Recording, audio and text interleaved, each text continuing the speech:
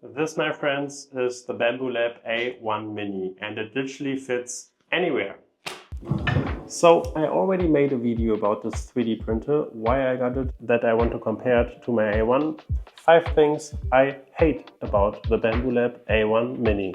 Welcome back to part 2 of 5 things, but this time 5 things I loved about the Bambu Lab A1 Mini. I mean, even though the printer is great, it's not perfect, but it's pretty damn good. If you haven't seen it, I will make sure to link it up here and in the description down below. You know, a question that has been asked since the beginning of time is, does size really matter? And the politically correct answer to that, of course, is no. Well, the political correct answer when it comes to 3D printers is, it depends. It's not that easy, but for someone who has printed multiple hundred prints, just like this lamp, and I'm still really amazed about it. There were just 2 or 3 prints I couldn't have printed on the Mini. The most important one, probably my rice clamp. I tried to print a smaller version of it, but sometimes the politically correct answer is yes, size matters. It's really rare though. For literally everything else I printed, I could have just used the Mini, like this SD card case, my gym card holder, this lens cap with integrated AirTag, my tripod lens holder extension. And I mean, this thing looks even kind of big. Literally everything else I could have printed just on my 18 by 18 by 18 centimeter print bed. I need to admit that I needed to adjust the geometry just slightly to fit it on the A1 Mini, but I do think you can rarely see a difference between the A1 and the A1 Mini. When it comes to portability, this printer is the king.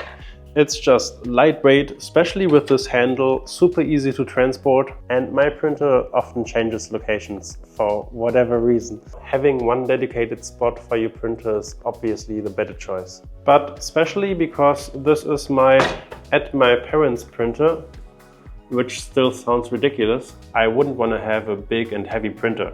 When I'm gone, I just put it away. And when I'm here, I really appreciate the form factor. I do think Bambu Lab really nailed it with this size.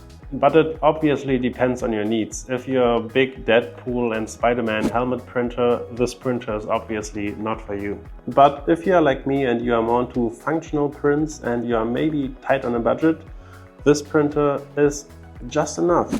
The next thing I really enjoy about this printer is the precision and accuracy.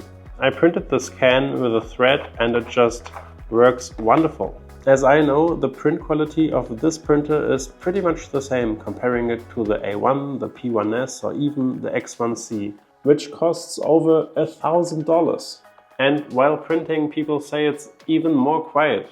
But since I don't have these printers to compare, greetings to Bambu Lab, maybe we can change that? It's just what other people say.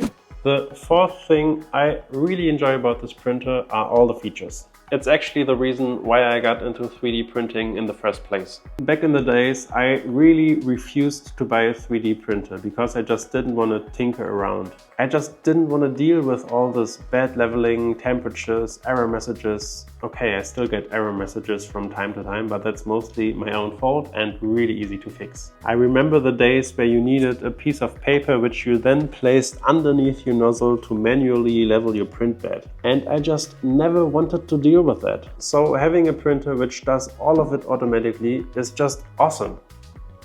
It just prints. It has an inbuilt light and inbuilt camera, which is really slow, how you can see here right now. It's like 0.3 FPS. However, it works, it's great, it's inbuilt, it's in the app, and I can use it to track my prints, which I actually use from time to time for bigger prints, like my lamp.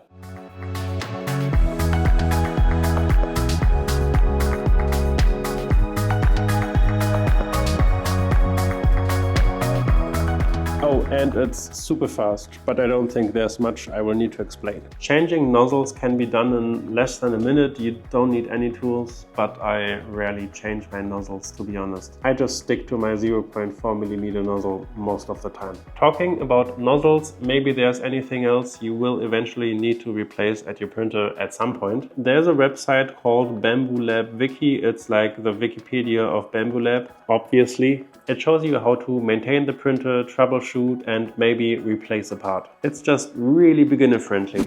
The last thing I love about this printer is How else could it be the price? So the printer is usually 200 euros. When you buy the combo with the AMS, it's 350 euros. So I bought the A1 Mini combo with some discount codes. The whole explanation will be in the description down below. I then sold my AMS Lite for 200 euros. By the way, the AMS Lite is more expensive than the printer itself, which is absolutely ridiculous. So with the discount codes and the AMS, I ended up paying 104 euros, which is equivalent to $112, which is equivalent to just being super cheap. In my eyes, going this route, you can't lose money. You can easily sell the printer for the same price, if not even more. So if you're just getting into 3D printing and you're looking for something beginner-friendly, cheap, maybe you're tight on a budget, well, this is it. Reliable, fast. What else do you want? 112 US dollars. This is crazy. I'm curious, what are your thoughts about the A1 Mini? Do you agree or disagree with me? Did you buy this printer as well, or did you decide for a different one? Let me know in the comments. I hope you could take something out of the video. If you are curious what I hate about this 3D printer, feel free to click here. If you want to see some camera gear I 3D printed, which would be all printable on the A1 Mini, feel free to click here. Thank you so much for watching. Feel free to leave a like and see you soon.